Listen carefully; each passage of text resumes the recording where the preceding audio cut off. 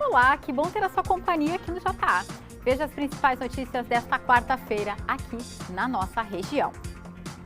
Na fronteira oeste tem mudança no comércio de ambulantes no entorno da aduana de Uruguaiana. Mariacói. Exatamente, Juliana. A Receita Federal pediu a retirada dos vendedores ambulantes do canteiro central do terminal aduaneiro. A Prefeitura determinou um novo espaço para esses vendedores e logo mais a gente traz os detalhes. Aqui no estúdio eu vou conversar com a nova reitora da Universidade Federal de Santa Maria. A professora Marta Dani é a primeira mulher a ocupar o cargo máximo da UFSM em 65 anos de história. E no esporte, o destaque é a Copa Santiago de futebol juvenil, que começa hoje. Quem está por lá é o Rogério Jareta Júnior. Times do Brasil e do Uruguai disputam um dos mais tradicionais campeonatos de categorias de base do país. Destaque para a dupla Grenal, para o Palmeiras, atual campeão, e também para o Cruzeiro de Santiago, os donos da casa. Mais detalhes sobre as sedes, os jogos e também os ingressos daqui a pouco, aqui no JA. Isso e muito mais a partir de agora.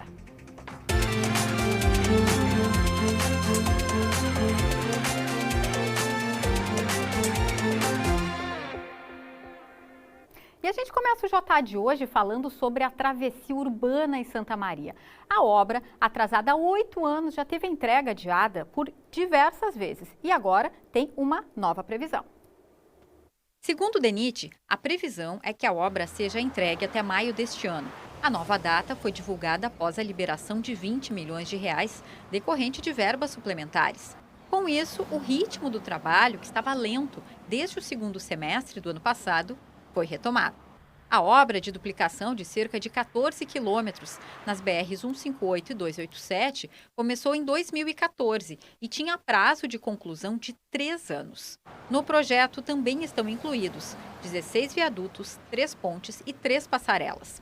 3 pontos ainda precisam ser finalizados: a trincheira do bairro Glione, que liga a BR-158 a 392, e a passagem da rua Orlando Fração e da rua Capitão Vasco da Cunha. Também falta refazer a iluminação e a pavimentação de alguns trechos. O valor total da obra chega a 450 milhões de reais. E o prazo para que os produtores rurais passem a usar nota fiscal eletrônica e não mais o talão rural foi prorrogado até o dia 30 de abril. A nova data é válida apenas para os produtores que tiveram receita bruta inferior a R$ 360 mil em pelo menos um dos anos de 2023 e 2024. Nós falamos sobre esse assunto no JA de ontem. A obrigatoriedade entrou em vigor na última segunda-feira, mas a Secretaria da Fazenda do Estado decidiu ampliar o prazo para que os produtores se adaptem à mudança. A federação que representa os produtores indica que procurem orientação técnica sobre a nota fiscal eletrônica. E agora, cultura, estão abertas as inscrições para o Festival de Músicas para o Carnaval de Itaqui. Veja como participar aí na tela. Ó. As inscrições devem ser feitas até o dia 23 de janeiro na Secretaria de Cultura de Itaqui ou pelo site da Prefeitura. São 3 categorias: marcha, rancho e samba. O festival acontece de 29 a 31 de janeiro no Parcão de Itaqui.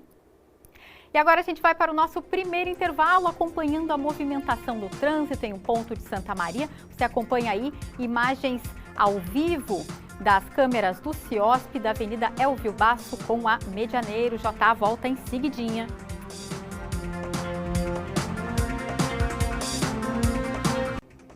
Agora, 12h13, Jornal do Almoço de volta, e nós já vamos direto para a fronteira oeste, porque no começo da semana a gente mostrou aqui no JA o movimento de entrada de argentinos por Uruguaiana.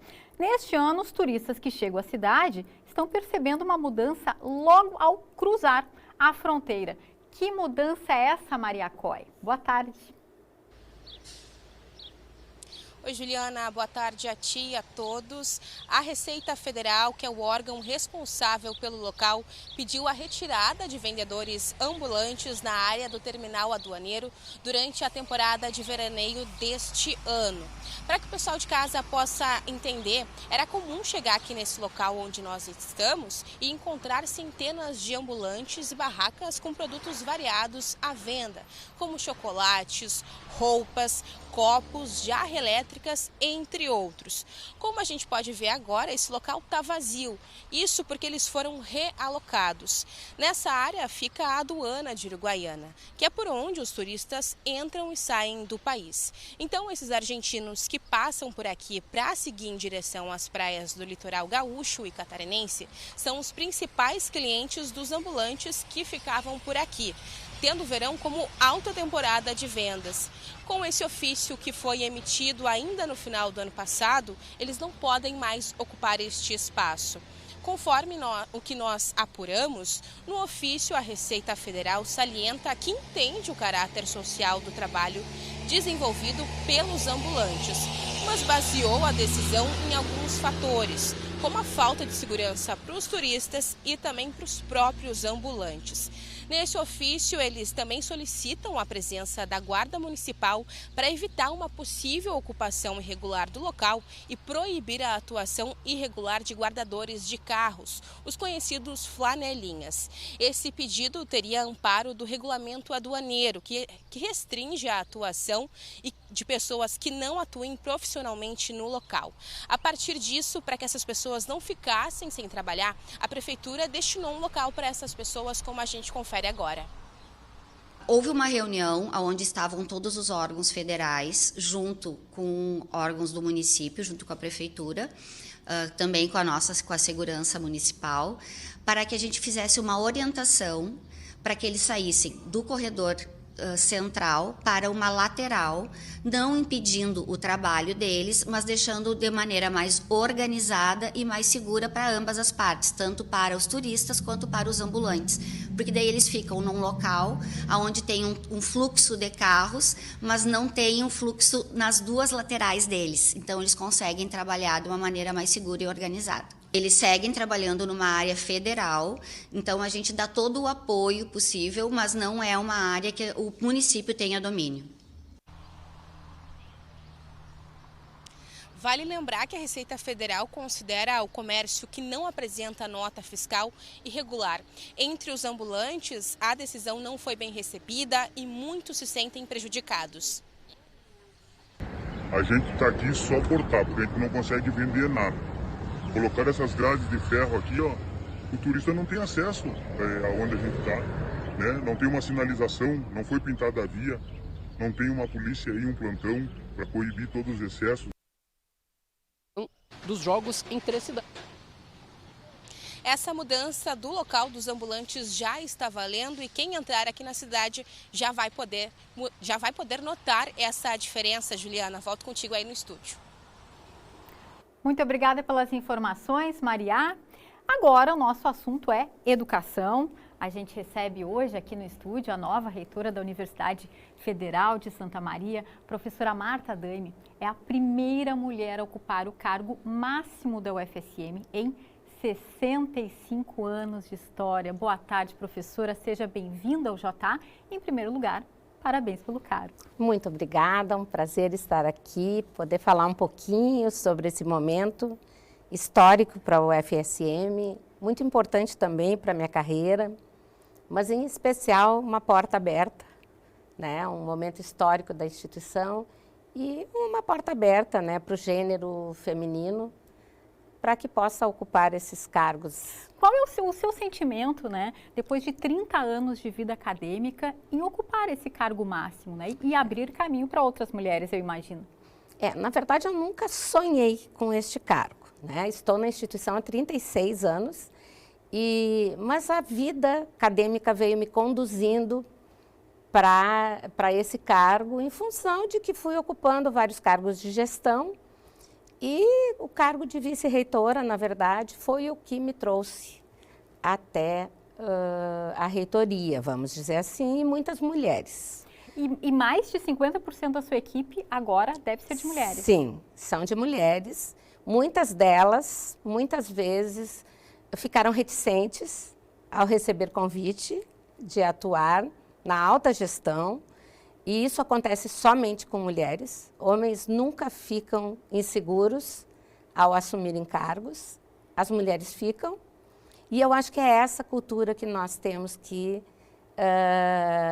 terminar, né? Nós precisamos mostrar às mulheres que é possível sim e que é importante se desafiarem. E eu espero que romper com essa cultura nesse momento. Se a gente conseguir isso, a gente já foi bastante longe. Quais serão suas primeiras ações, né? Nesse primeiro ano, digamos, né, de nova gestão? Nós temos assim algumas prioridades dentro do projeto que eu e o professor Tiago delineamos junto com toda a comunidade. Algumas prioridades que são assistência estudantil, né, porque nós temos que fortalecer muito a Pró-Reitoria de Assuntos Estudantis, também as questões ambientais do campus e, certamente, a questão extensionista. Nós evoluímos muito na extensão, mas muito na extensão voltada àquilo que nós, professores, sabemos fazer. Agora nós precisamos olhar mais para aquilo que a comunidade necessita. Uma integração maior, exato, então. Proporcionando o desenvolvimento de Santa Maria da região. Em relação especificamente à assistência estudantil, que projetos vêm por aí? A UFSM, ela já se destaca nessa área nacionalmente, né? Ela se destaca, mas nós temos, assim, uma assistência estudantil que é reconhecida, né, na América Latina. Entretanto, entre todas as pró-reitorias, a Pró-Reitoria de Assuntos Estudantis foi a única que não foi reestruturada. Hoje, ela conta com uma estrutura mínima, então ela não tem muita força, muitos servidores, muita força para dar suporte a essa grande estrutura que necessita. Né? Porque nós temos uma minicidade, nós temos 2.400 estudantes moradores da universidade, sem contar um RU que serve 9.000 refeições dia, entre café da manhã, almoço e jantar. Professora, e como dar vazão a todas essas demandas com os frequentes cortes no orçamento? Isso é bastante difícil. Esse é um exercício que nós já temos feito desde 2014 para cá. Eu queria lembrar que esses cortes não são de hoje. Em 2014 eu estava na Pró-Reitoria de Planejamento quando nós sofremos o primeiro grande corte. E se nós olharmos os cortes na PILOA, que é o planejamento, né, orçamentário anual, a gente percebe nitidamente, independente de partido, se é de esquerda, se é de direita, os cortes sempre aconteceram. E nesse caso agora, quais as áreas que devem ser mais afetadas? Pois é, esse último corte, o corte desse ano, nós sentimos mais porque foi um corte feito pelo Congresso. Né? Os parlamentares cortaram e colocaram isso nas emendas parlamentares. Então, essa foi a grande dor. E, então, nós vamos ter que ir atrás de emendas parlamentares, através dos partidos, e aí, por isso que eu digo que a universidade precisa ser suprapartidária, conversar com todos os partidos e buscar emendas para a gente suplementar isso. Tá bem, professora. Nosso tempo acabou, infelizmente. A gente vai seguir acompanhando todas essas novidades e projetos da UFSM. Muito obrigada pela sua participação. A gente agradece e está super à disposição. Muito obrigada mais uma vez. Agora a gente vai para mais um intervalo. Se você tem crianças em casa e está procurando atividades, a gente tem uma dica. É a atividade, é a programação infantil do Teatro 3 de Maio. Daqui a pouquinho.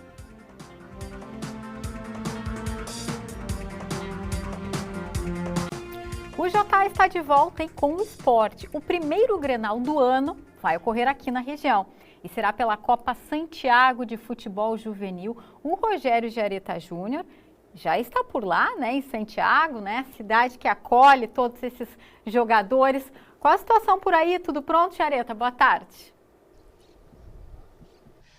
Oi, Juliana, boa tarde para ti. Bom retorno, aliás, ao JA para ti também, né? Olha, daqui a pouco, 4 da tarde, tem bola rolando aqui em Santiago para a 34ª edição da Copa Santiago de Futebol Juvenil. E sobre o Grenal que você falava, ele vai ocorrer sábado, a partir das 7 da noite, e vai ser, sim, o primeiro Grenal da temporada, se a gente considerar aí todas as equipes de categoria de base e, inclusive, as equipes principais também de Grêmio e Internacional. Vamos falar um pouquinho da Copa, então? Olha só, este ano, a grande novidade novidade da Copa Santiago é a realização dos jogos em 3 cidades: Santiago, anfitriã, São Vicente do Sul e também em Jaguari. O Cruzeiro, dono da casa, aqui de Santiago, está no grupo B, o mesmo do Palmeiras, atual campeão. A gente está vendo as equipes que participam aí na tela. Ó. A dupla Grenal ficou no grupo A. São 10 times do Brasil e 2 do Uruguai, formados por atletas com até 17 anos de idade. A gente lembra que a estimativa até o dia 17 de janeiro, quando ocorre a grande final, mais de R$1 milhão circule aqui pela economia do município de Santiago, entre hospedagens, o comércio também, bares e movimentação em restaurantes. O presidente do Cruzeiro, que é o clube anfitrião que organiza, está aqui com a gente, o Sandy Yamada. Sandy, obrigado pela participação no Jornal do Almoço aqui, um torneio que teve grandes craques já passando por aqui. Essa grande novidade, são mais sedes, né? Por que vocês optaram por mais sedes? Boa tarde. Boa tarde a todos os telespectadores aí. A gente optou por mais sedes justamente para ampliar mais o regionalismo da Copa Santiago, né? A gente quer mais sedes para que no futuro próximo a gente possa trazer mais equipes, para que tenha mais quantidade de hotéis, né? Para o pessoal ficar, que como Santiago a gente só comporta 10 equipes, né? Aqui, né? Perfeito. Bom, a grande novidade para o ano que vem, qual vai ser para esse torneio? Como eu falava aí, Ronaldinho Gaúcho, o Hulk, Davi Luiz já passaram por esse gramado aqui. Todo mundo, os grandes jogadores passaram por aqui e esperamos, né, que agora surja mais algum craque daqui, né, que saia dessa 34ª Copa Santiago aí, brilhando aí no futuro. Sim, a novidade para o ano que vem? Novidade... Aumentar o número de equipes, hein? Sim, aumentar o número de equipes. A gente quer 15 equipes aqui, né? Por isso mesmo a gente precisa de mais sedes para poder fazer esse evento ainda maior, né? Legal, obrigado pela participação ao presidente. Olha só, a Copa Santiago, então, como a gente estava falando, né? A abertura ocorre hoje, então, às 4 da tarde e são 2 equipes uruguaias que fazem a estreia, hein? É o Salto contra a equipe do Zurrídia. O Inter joga hoje, a partir das 9h40 da noite, estreia contra o Coritiba. Um pouquinho antes, 6h30, o Cruzeiro de Santiago enfrenta o Juventude na estreia dele. O Grêmio faz o primeiro jogo na Copa Santiago, Juliana, amanhã, a partir das 9h30 da noite. A gente lembra que o valor dos ingressos custam R$30 para arquibancada e R$5 para geral, com exceção do Grenal. No Grenal, no sábado, o ingresso vai custar R$40 para a arquibancada e R$10, para o setor de geral aqui no estádio José Francisco Gorski, em Santiago. Voltamos contigo, Juliana. Muito obrigada, Jareta, pelas informações.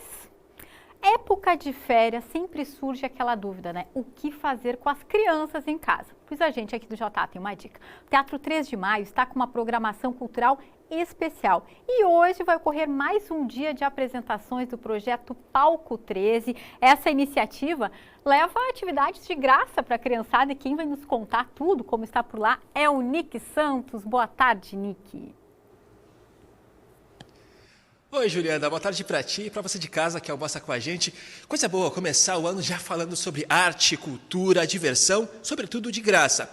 Esse projeto, o Palco 13 Infantil, leva, como a gente mostrou aí, diversão para a gurizada, para as famílias. Para falar sobre isso, estamos aqui com o produtor do Palco 13 Infantil, o Marcos Caia. Já começo te perguntando, qual é a proposta realmente? É levar essa questão da arte, da cultura de graça para as crianças, para a família? Isso, o Palco 13 Infantil ele vem para gerar uma programação de férias para as crianças, né, que estão em férias escolares e para ocupar o tempo delas durante a noite, né, para se alimentar de cultura, né, para se divertir, para conhecer novas histórias. E o Palco Infantil ele vem esse ano com uma programação bem diversa, né. São 8 espetáculos que a gente pode dizer que de diferentes linguagens para as crianças, né, e de diferentes temas, diferentes histórias também. Que legal. Serão 2 semanas de espetáculos, começou ontem, né? A Victoria Leal, né, que está aqui com a gente, faz parte de um deles que acontece amanhã, o Contos de Anânsia. Já começo te perguntando, o que a gente pode encontrar no teu espetáculo, hein? O espetáculo ele é um conto de Gana, possui elementos afro-brasileiros, e a gente vai conhecer um pouco do Anansi, que é um personagem que vai em busca de um baú de histórias. E ele quer pegar esse baú, porque ele quer compartilhar essas histórias com o mundo. Possui muita musicalidade, tem muita diversão, é diversão garantida. E eu vi que as cores são vívidas, aqui a coroa, tudo muito representativo. Sim, sim. Que legal. Bom, e a gente tem mais espetáculos, viu? Dia 14, por exemplo, acontece o Blue Boom. Acertei? Falei certinho? Olha só, que legal. A Renata está aqui, faz parte desse espetáculo também. O que a gente pode encontrar nesse espetáculo de vocês aí, hein? Então, pessoal, na semana que vem a gente também vai ter programação. Estaremos apresentando para vocês o espetáculo Blue Boom, um espetáculo imersivo, sensorial e interativo para todas as infâncias. E eu vi que também vocês estão caracterizados, quer dizer, até as cores, as roupas, tudo comunica? Como é que funciona? Claro, a gente tem os elementos da água, da terra, o meio ambiente, né, o ar também. Então, cada um dos figurinos ele representa um desses ecossistemas que a gente pode encontrar. Então, tem muita natureza também, vai ser bem divertido. Que legal. Agora me conta uma coisa, Marcos, estava pensando aqui, como é que tem sido aí, ontem começou, a gente viu que tinha muita gente, como é que tem sido essa interação da criançada, o que eles têm achado já? Ontem nós tivemos o espetáculo Contos de Monstro, né, e lotou, então é bem importante que vocês peguem seus ingressos antecipadamente, né, no site do teatro. E para essa semana a gente já sabe que a metade dos ingressos já foi para todas as sessões. Então, se você quer participar, corre no site do Teatro 13 de Maio para adquirir o seu ingresso, né? É importante falar também que a gente está com, né, nessa programação é de terça a sexta, né? Essa semana e na próxima semana também de terça a sexta, sempre às 7 horas da noite. E também estão fazendo parte são vários grupos aqui em Santa Maria, né? Tem o Teatro Atreva-se, o Teatro no Buraco, o Elipso Cultural, me ajudem? Bruno em Cena e o grupo Contra Regras também. Que coisa linda, então. São vários grupos, e é isso, né? Todo mundo junto aqui no palco do 13 de maio, bem no coração de Santa Maria, para levar arte, cultura, diversão de graça para as crianças. O pessoal falou aqui, olha só, atenção, porque os ingressos podem ser adquiridos, são de graça, mas podem ser adquiridos só pelo site do Teatro 13 de Maio, então é bom se programar, tudo certinho, para curtir aí. Ju, aposto que vai vir curtir também com a família um dos espetáculos, né? Volto contigo.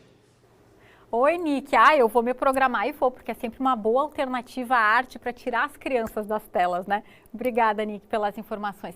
Vamos dar uma olhadinha como é que estão as nossas câmeras do tempo. Começamos por Santa Maria, olha só, tempo ensolarado, mas já as nuvens aparecendo aí. A máxima hoje prevista é de 34 graus em Santa Maria. Vamos para Uruguaiana, o tempo um pouquinho mais fechado, a máxima prevista é de 35 e tem previsão, tem alerta de temporal para todo o estado, então bom ficar atento à previsão do tempo. Essas foram as notícias regionais, depois do intervalo tem mais JA.